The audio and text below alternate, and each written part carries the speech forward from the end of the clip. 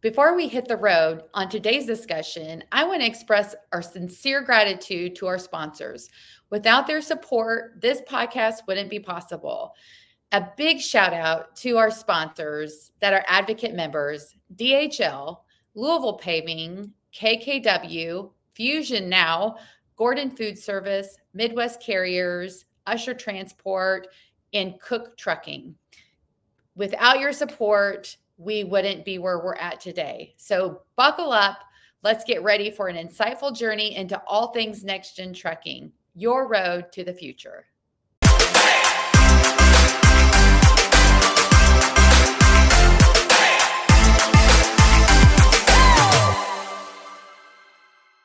I'm really happy to have you on the show. And this is really fun to get to talk to you. Tell me a little bit about yourself. I don't even know where to start.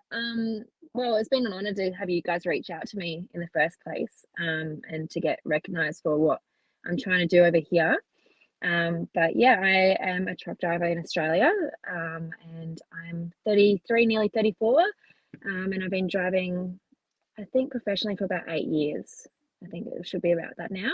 And currently I work in Western Australia driving road trains over there, but I live in Adelaide in South Australia. So I actually fly to and from work. So I'm home for 2 weeks and then I fly over to the outback in Western Australia and work for 2 weeks and just come back and forth.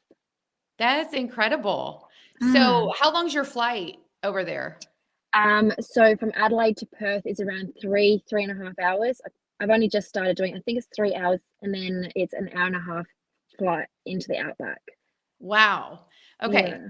So I have to hear this. I just think it's fascinating. So you fly over there and you fly into the outback, and then what do you do from there? So I'm actually working at a gold mine in an area called the Goldfields. So it's about 1,000 kilometers from the coast into Western Australia. There's a whole belt of gold mines, I guess. And so from there, we have a camp that we live at, and then in the mornings or whatever shift we're on, we catch a bus, like I don't know, 12-seater bus, out to our lay down yard, and that's where all our trucks are, our mechanics and everything like that. So we work from there, and then at the end of the day, we drive back to our camp, and we've got chefs and gym and everything at camp. So everything's like it's like a little satellite, tiny little city that's been set up just for this mine, and then we've got an airport that we drive out to, which is another maybe hour away, and that's where the jet lands and picks us up and takes us back. That is fascinating. How do you like it? Yeah. Because that's a really different driving job. Yeah, so I've only been doing this since January. So I've only done one swing. I'm about to fly back, as you know, in a couple of days. So I'll be going back for my next swing. So this is the first time I'm doing this kind of work. Prior to this, for the last 2 years, I've been driving fuel tankers, also doing road train stuff, which was driving from Adelaide around the metro area, delivering to servos, which I believe over there you call a gas station. So we call them service stations. In Australia, we like to shorten everything. So it's service stations, a servo. You know, my name's Kajarina, but everyone calls me CJ or C, or everything's shortened. So yeah, I was doing metro, like around town servos, or I'd go out into the outback another 800 kilometers north of here to a place called Cooperpedy that mines opals, and I deliver fuel there. So I was doing that for the 2 years prior to this. So that's what I have been doing. And then prior to that, I was driving what we call in Australia a truck and dog tipper. I think you guys might call that more like a truck and pup. So it's a tipper truck, like a rigid, and then towing a trailer that has a dolly that's connected to the trailer. So in that case, I can spin the trailer around, tip the truck off and the trailer without having to disconnect. But I started my career in trucking doing concrete. Okay. So yeah, we call them a concrete agi over here. I think maybe you call them a mixer. So where it's got the bowl that spins, and then so it's the wet concrete mix. So that's where I started in trucking. And I guess prior to that, I was an insurance broker for 7 years. Oh, okay. Well, so why did you decide to get into trucking? Yeah. So outside of when I was in school, I didn't really know what I wanted to do. All I really knew is I wanted to race motocross. So I finished school and straight away had a job lined up at a motorbike store, my local store, because my family didn't want me to race, and I was like, well, I'll make it happen, like I do with everything. So I went and got a sponsorship there, worked there, and then found myself kind of pushed into a position in the corporate world doing insurance. And I traveled from South Australia. I lived in Darwin in the Northern Territory, which is right at the top in the tropics, and then went over to Brisbane.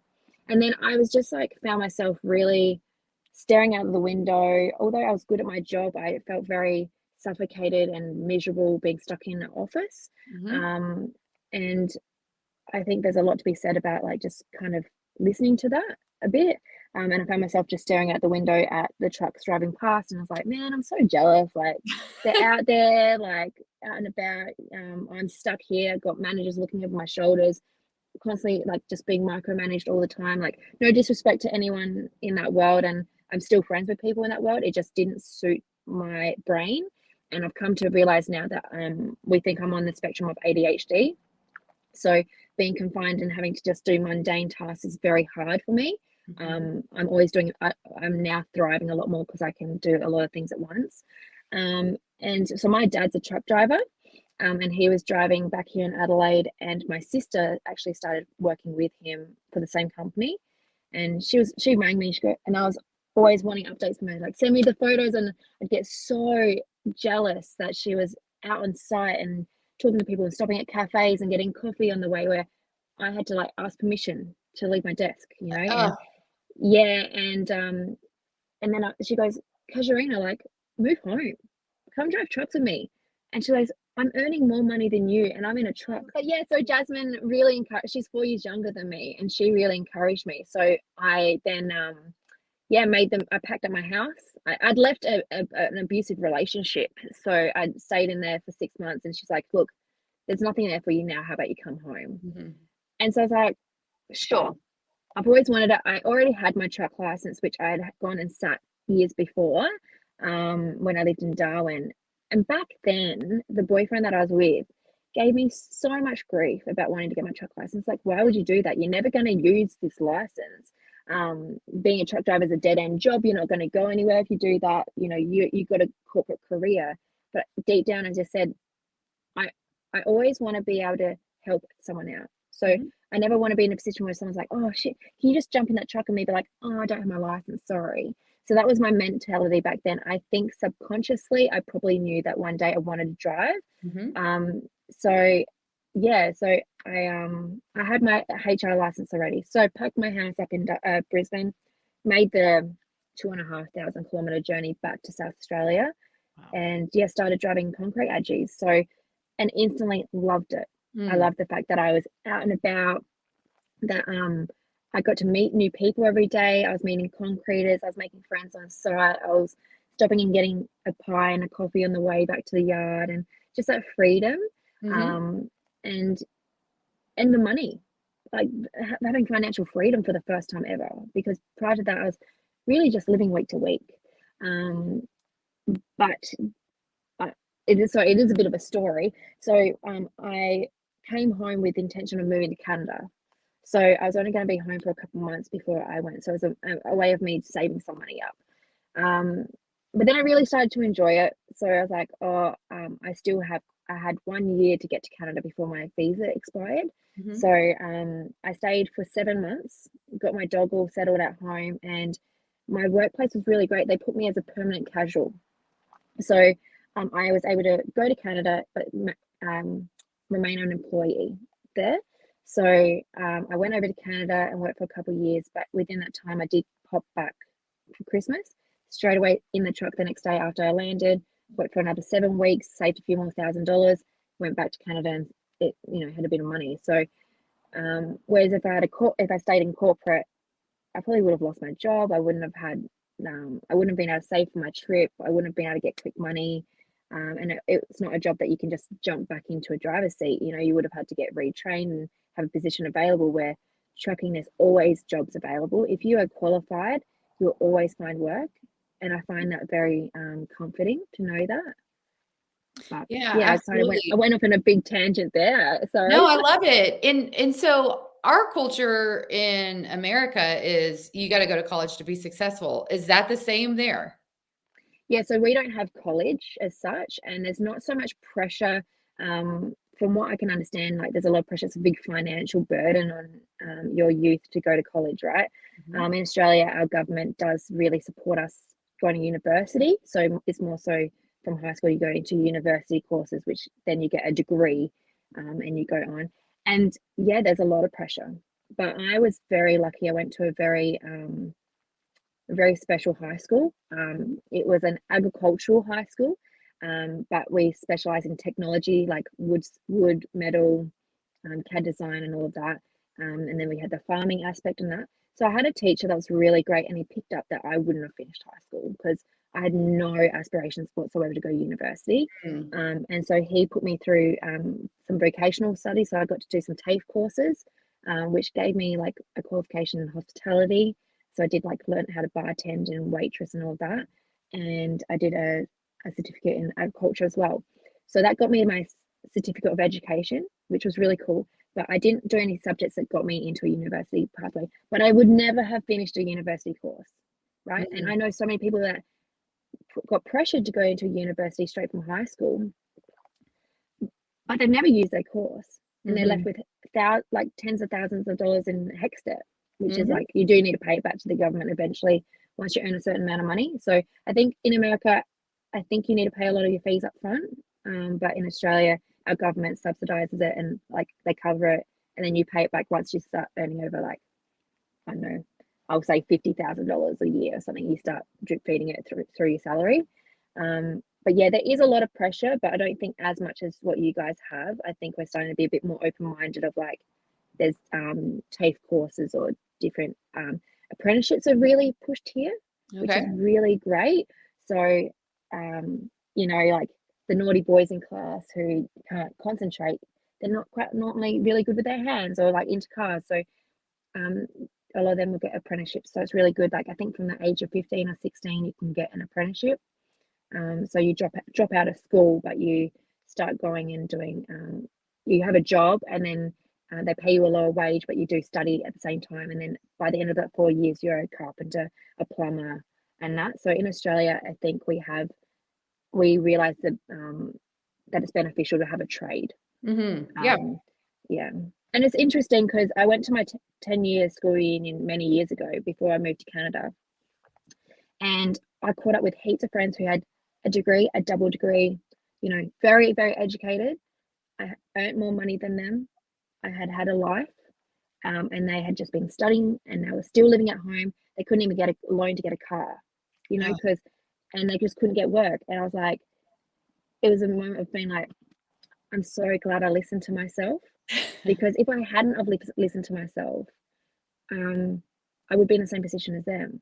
And Mhm. like, yeah, sure, like eventually, like now in our mid 30s, I'm sure they're earning more money than me, or not all of them, but it's a long, long path for them. But if you don't have that brain and there's not something that you're super passionate about, I don't see the point of Yeah, even you doing don't it. wanna sit out and stare out the window and see the world go by. You wanna be in it. Yeah, yeah, yeah, That I mean, that is incredible, and you have so much independence as a driver. Um, yeah, how yeah. do you how what do you tell young people, about if they say maybe they wanna be a driver or they've never even considered it, like, what would you tell Mm. somebody? So in Australia, it's very, very difficult to get a driving job as a truck driver before you're like 25, Ooh. because of insurance reasons, right? So Mhm. you can't really go and become a truck driver straight out of school. So I'm trying to like figure out like pathways. I think, it'd be really beneficial to learn, like go to TAFE and learn some mechanics Mhm. knowledge or things like that. Keep a real clean driving record. So, but Mhm. just do the progression. So in Australia, you get your car license, and then there's a progression of different. I don't know what it's like over there, but we go from a car into a rigid license. So light, medium, or heavy, depending on which one you want. So I tell people once you're eligible, go get your heavy rigid license, right? Then sit on that license for a couple of years, gain experience, get to know the size, the roads, and everything like that. Then Mhm. go to a HC. So that's a semi. A semi in Australia is just one trailer. Okay. So a HC means you can hook up one combination. So for me, I had my truck with the tipper, but then I could connect one trailer. Or you've got what we call a prime mover, and not too sure what you call. What do you call just the truck without a trailer over there? Oh, like a cab. Okay, yeah. I know that in the UK they call it a lorry, but yeah. Mm-hmm. So you got your prime mover, and then you hook up one that's one. And so a lot of people are saying to me, I just want to drive road trains. I'm like, cool, love that. It's going to take you maybe 5 years. Yeah. Don't rush into it. Do the process so that you're really confident and comfortable in a truck. And once you do that and you're really comfortable and you've done your year or two, upgrade to the next license. Get really comfortable and confident, then go to your next one. Because I think I got in the trap of like, oh, I just want to drive big rigs. But if you don't do it properly, you'll have an accident or you get scared and then you'll give it up. So Mm-hmm. like really take the progression to get there. But for kids, I just think just get experience if you can. Like even like if you're really young, go and offer to go clean trucks at a yard and just get your foot in the door and like understand, because I think a lot of people are coming in just wanting to jump in the truck and they don't have the respect of the progression. Mm-hmm. Um, I'd really love to see like an apprenticeship style here in Australia where they take on young kids and they teach them how to clean a truck, teach them how to load, strap down, unload, and do all the stuff in the yards. And then that way, by the time they get in a driver's seat, they have so much respect for themselves and being like, I've worked so hard to get to this. I think we're pushing people into trucks too quick. Like myself, I have never had the respect of cleaning trucks or anything like that. No one had the time to teach me those basics. I just got straight into a truck driving seat. And I Mm-hmm. kind of wish I would have had that time, like what an apprentice does, of like being the shit kicker. And really, then once they're on the tools, they're like, I've worked really hard for this to get to this like respect. So I'd love to see like kids really taking that initiative to go and like offer themselves to learn from the basics up. I think that would be a really good foot in the door. Yeah, I agree. It's all about the pathway of getting there to Mm, be able to drive that big truck, right? yeah. And here in the United States, they could drive an Amazon delivery van. Mm, There's so many smaller trucks that they can drive to make that progression, or maybe they want to work on the dock for a while.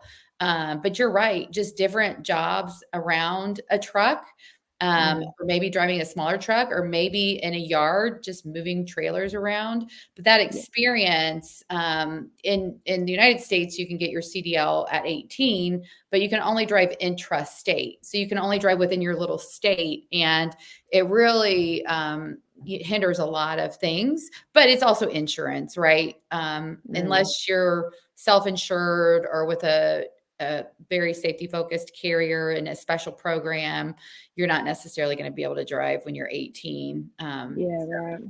Yeah. That's very interesting. What does CDL stand for? Commercial driver's license.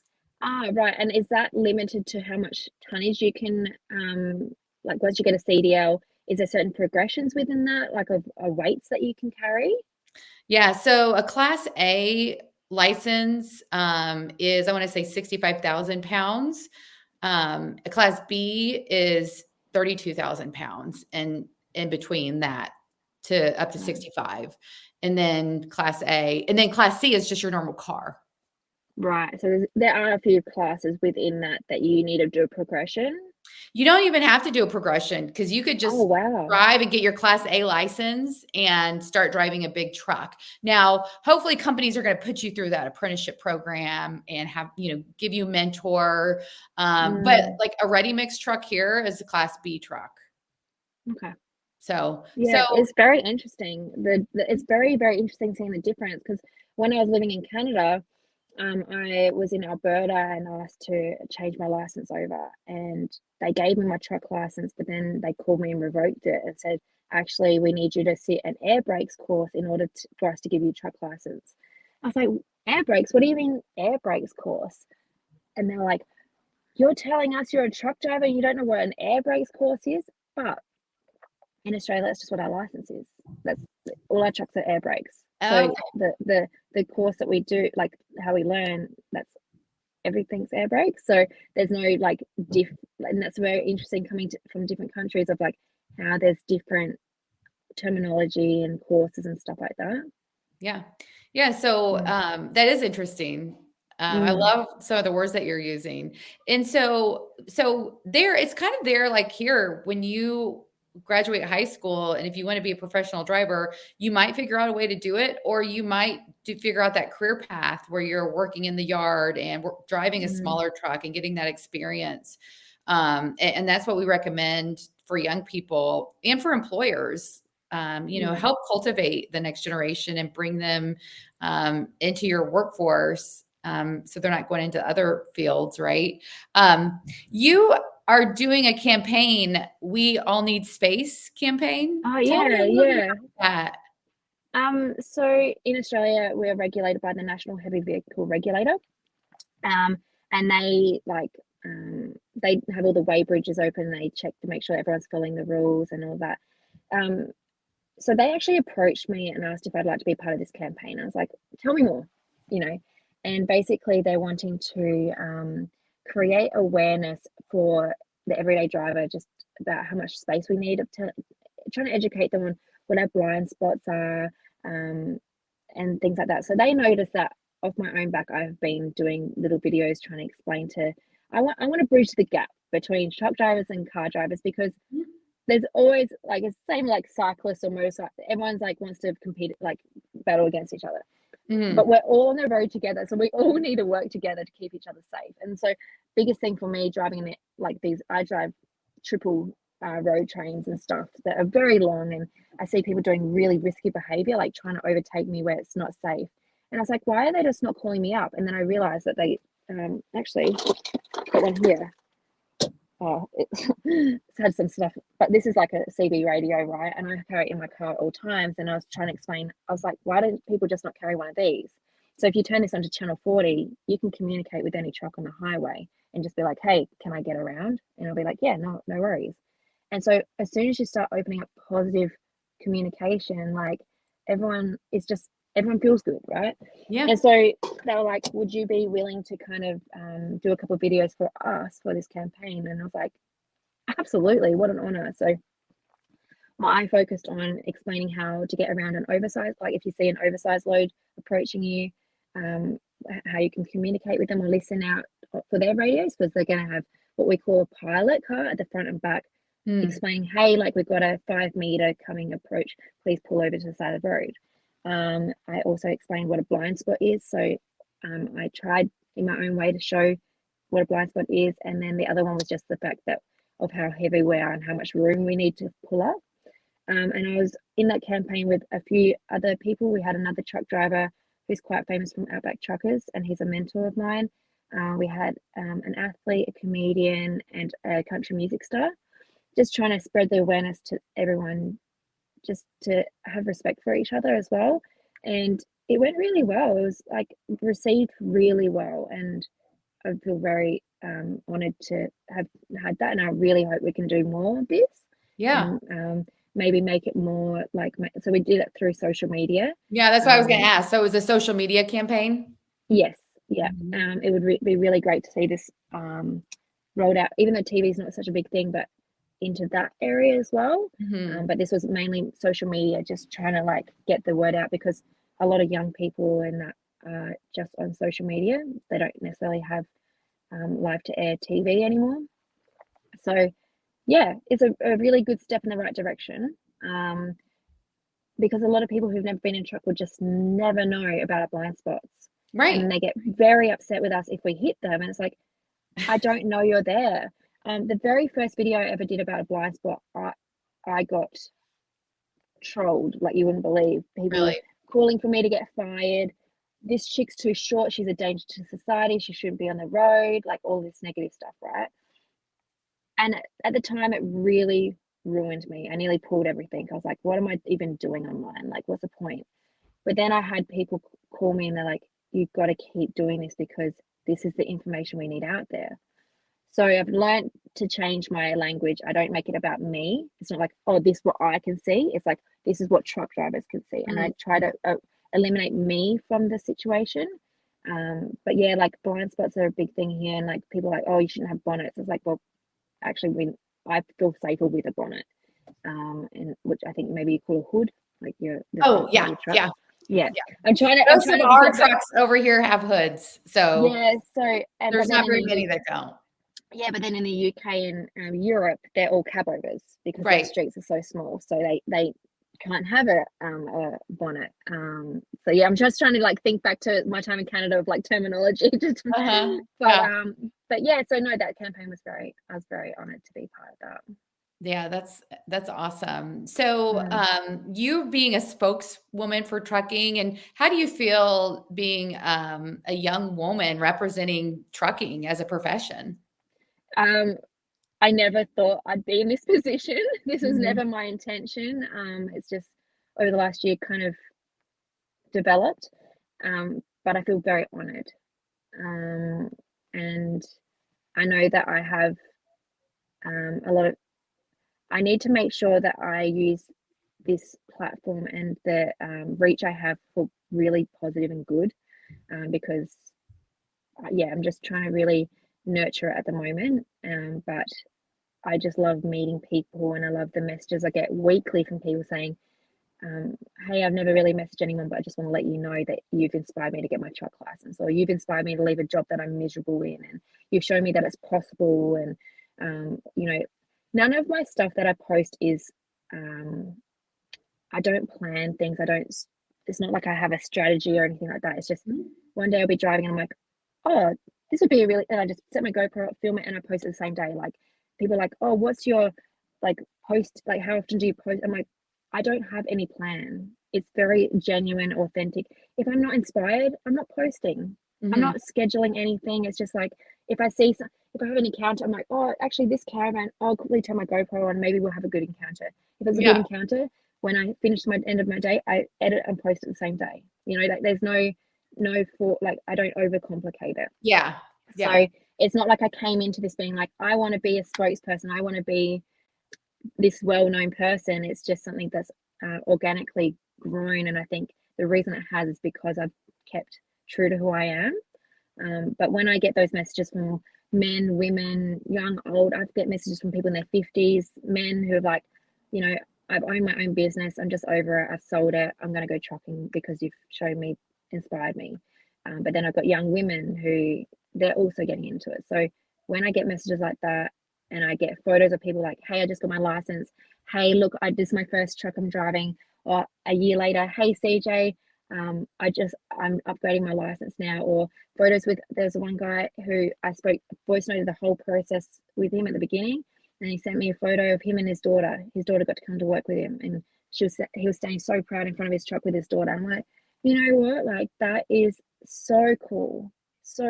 And yeah, yeah, I'm still a little bit shell shocked that I'm even having the opportunity to speak to you in America, Yeah. and the other day I spoke to someone in the UK and I'm like, how is this happening? But it's really, really cool. Yeah. Yeah, and tell everybody where they can find you. Yeah. So I'm predominantly on Instagram. So I've got an Instagram handle, Trucking with CJ.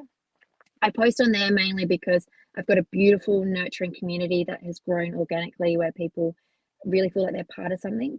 I also have TikTok and Facebook, but I post on there intermittently. It's not really consistent. It's just Mhm. so that I've got the handle. I find TikTok people are quite vile with their comments. So I just kind of post every now and again. And then I am also on YouTube, and that's where I want to really kind of build up this year. Okay. I've got a lot of content I've been filming of at this new job.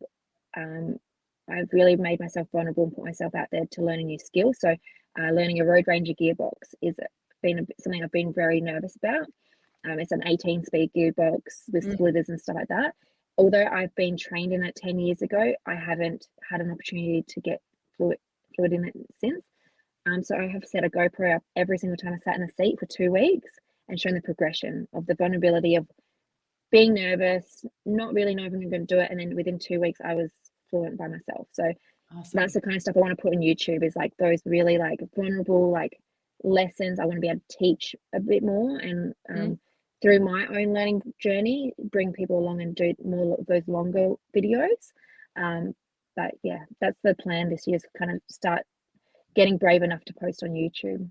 Good. And one of the things that I always had this conversation today, that the average age of a truck driver Their average life expectancy in the United States is 61. It's just a sedentary lifestyle. It's easy here to make really bad health decisions when you're out on the road. So like, I would love to see some of your videos of how you make healthy choices on the road and how you're working out. Like what do you do? Yeah. So that's, yeah. Okay. I'll definitely keep that in mind. Where I'm working in the mine, I'm very lucky because we have a chef. We have chefs that in That's the great. morning you walk in, you got the breakfast option, you got hot food that you can eat, or you've got cereals and stuff like that. And then it's up to you to pack your lunches. So there's an area of like meal, like pastas or whatever that you can put in your lunchbox to heat up later. You've got a whole area of like fresh fruit. You've got a whole area like fridges of sandwiches and rolls. You've got a salad bar. Wow. So um, like my first week there, I was like, boys, I'm in trouble. Like there Yeah. are so many options here. This is delicious. Every day, like my plate looked like Thanksgiving because I'd be like, oh, a bit of this. And I'm like, okay, we've got to stop. So now it's like trying to make good choices, you know, like lots of veggies and stuff. When I was in Adelaide, just like packing lots of little things, like lots of little healthy things. So veggie sticks with hummus or like little yogurt. So I was packing small things because if you throw like a pack of chips in, you're just gonna like you just keep eating. You because to keep awake, I need to eat. Yeah. So I was just packing lots of like healthy options, lots of like the rainbow, you know, like and trying not to do processed things or like even just like little cheeses, like little crackers, but lots of little things so that you open it and you eat it, but then it's gone. You know, so you're not like yeah. Right. Yeah. Great. And I joined a gym that so the gym's very hard, especially if you're doing interstate, which for our long haul drivers here, I don't I just I'm stumped about it as well about how they can keep fit and healthy, um, because yeah, but for me personally, I was training at the gym. So if I was on night shift, I'd wake up, go to the gym at like 9 o'clock, train for an hour, have a healthy lunch, go back to sleep. And that was I was strict on that. And if for my week of days, the gym wasn't open before or after work, but I just like was like, well, that week, just keep eating healthy, try and move my body as much as possible. Doing few, I was lifting quite heavy hoses and very physical, so that was all right. But now that I'm on the mine site, yeah, I get up at 3:30, breakfast, go out to work, come back at 5:30, and I go to the gym. So there is a gym there. Yeah. I've got an app. That's why I just got my Apple Watch because I've got an app that a trainer can talk to me through my Apple Watch. Oh, nice. I'll train for an hour every night. Um, and yeah, but I just try to eat healthy, like just don't eat too many processed foods or things like that. I know that there's ways that you could keep healthy with like exercise around your truck, like doing back when I was doing tippers, I do like lunges around the truck. But I Yeah. try to join a gym that gives me a community. So if I was to go to a gym in Adelaide where there's no trainer, I'd probably stay at the wall. I don't Right. have that. I don't have that drive and motivation to keep me going. So I had to go to a gym that there was a class environment. So that was my one way of socializing. I had people around me. But I lost my dog was like my best friend, and I took him to the gym with me every day. And he died in August, and I actually took I don't know 4 or 5 months off the gym just because I couldn't get back there. And I noticed a huge difference in the way that I could handle things emotionally, physically, everything by not training. It Hmm. really affected me. So, Interesting. but now that I'm back training, I feel so much better. Also, like I'd encourage people to find hobbies. So even if you can't train during the week, right, but you're eating healthy. Like last night, I went mountain biking like with one of my friends, and I just said to her, I'm like, I forgot how much I love this. Yeah. So if you can find hobbies that like keep you physical, like because going to the gym's not for everyone, but if you could go do like this morning, I went for a 4K walk with my dad, and it didn't feel like working out, but you know that was really good. And mountain biking, motorbikes, I race. I've got dirt bikes and stuff like that. So there's always ways that you can keep healthy and physical without having to go to a gym and do workouts. Um, but yeah, I think that we really do have an issue for our long haul drivers who live in a truck. It'd be really great even to see, your big. I know that over there you've got your mega like truck stops and stuff. Yeah. It'd be really Yeah. cool if you could have Yeah. like a gym, a small workout space put in there. So I love people that like idea. yeah, so instead of just going and sitting down having a meal and sitting watching TV, like set some TVs up with Do some something. treadmills, you know, or just some bikes. Like I know that I would That's a happily good just go sit on idea. the bike and watch some TV. I've never done interstate within Australia, so I don't have the experience or the knowledge of how that could work here. But I know in the States, like I've traveled a lot of America, Mm-hmm. and even like in Texas, those real big ones. What's the one with the beaver? Bucky's. Yeah, they're huge. Why could they not put a gym in there? Well, Bucky's doesn't allow trucks, so Oh, well, okay. Well, obviously, I wasn't driving trucks over there, but yeah. yeah, well, that's ridiculous as well, isn't it? The fact Thank that you. trucks are Yeah. so. I won't get into any politics over I there know. I because don't I want to don't get into know. it either, but yeah, it's Yeah, I think people always look at me and they're like, "What? You don't look like a truck driver? Like you're not fat?" And I'm like, "You don't have to be. Like right. I don't understand. Like, You love what you yeah, do. You love what you do. yeah, but I still think there's ways to be able to be healthy and fit because Yeah. driving trucks. I see just as much as what I did to being an insurance broker, if not more. Hmm. You know, when I worked in insurance, I was there, 8 hours a day or whatever, sitting stagnant at a desk. The Yeah. only exercise I got was to go get coffees. And where do you see yourself in 10 years? Like, do you think you'll still be driving or? Oh, I don't know. I'm a day by day kind of girl. I just like live in the moment. I don't like to forward think too much because it overwhelms me. Like when I was 18, I would have thought at 34, I would have had 3 or 4 kids. Well, definitely I would have been married. I would have had a house, had 3 kids. That's what I thought I'd be doing, right? Mhm. And it is not my reality, but I'm so happy. And I think the biggest thing I just keep saying when people ask me I'm like, I just hope I'm happy. I really just hope I'm happy. Like that's all I can ever wish for. I hope that I'm financially comfortable. I'm able to support those around me that need me. I Mhm. hope I'm healthy, and um, I definitely see myself in this industry still. Mhm. If I ever had children, I won't be able to be a truck driver for a number of years. That's a reality and something that I really struggle with a little bit because the hours I do, it's unrealistic. Mhm. But at least the transport industry allows us to like hopefully with this skill set that I'm getting, I can maybe go into management and like I Yeah. can nurture other people coming through. I would like to get into more of an educational role, like a nurturing training Yeah. maybe kind of situation. Just from this last year of like doing videos, people have been saying that to me a lot. I'm like, oh, actually, I I love nurturing people and mentoring. I really would love to get into schools and go do like some almost like a public speaking situation where I can give them not come in with like the fear mongering of like trucks are dangerous, you need to be careful around us, more so like, hey, like trucks are cool. Like, did you know like this is what we see, this is the views I get to see, this is a really good career if you would like it. Even if you they want to do other careers, be like, hey, go get your truck license. You could drive. Like my sister went to university during the week. She worked one shift a weekend on a Saturday and earned more money than what all of her friends did that were at uni doing bartending jobs during the week. I believe So it. from Monday to Friday, she was able to focus on her university studies. And then the Saturday, She she'd come in works. and work like 7 hours and earn $50 an hour as a casual back then. Um, and she was able to save enough money that she could live off. Where all of our other friends were university, go straight from university to like a waitressing or whatever job or this and Mhm. that, and not earn anywhere near as much as her. So I want to try and encourage people to, hey, just go get your license. Like it can be a backup plan. You can do it on the weekends. Like just get Yeah. more bums and seats because in Australia we have a massive issue with most of our workforce is over 50 years old. Really? So everyone's heading towards retirement, right? And there's Mhm. not enough young people coming through.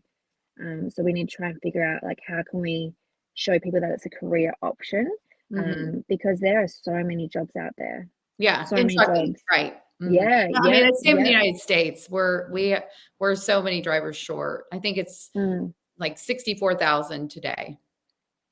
sure. Short. Yep. We're that short Yeah, of drivers. it's crazy, and like it's just wild. Like I earn really a good income. good Right. salary. I'm very comfortable. You know, and I just don't see like know how people can't see that. Like, yeah, there's definitely like the health aspect and like this and that for long haul, but you don't have to do that. You don't have to go drive big trucks. You can drive a delivery truck. You can be home every night. Just because you're being a truck driver doesn't mean you're away from your family. You can be home every night. It's Right. up to you to decide what kind of role works for you. You know, or if you start doing what I'm doing what we call FIFO, fly in, fly out. If that doesn't work for you, there's other roles. You know, like I need people to realize that this is a very diverse industry. It's not Very. black and white. There's grey matter. You know, if I ever was to go have children, I could probably do 1 or 2 days a week in a truck and earn really good money, still Mhm. support my family. Yeah. But yeah, like I can't really tell you where I'll be in 5 to 10 years. I just hope I'm alive, healthy, happy, and Yeah. making other, doing something positive for other people, and yeah, just trying to make this world a bit more peaceful and kind somehow.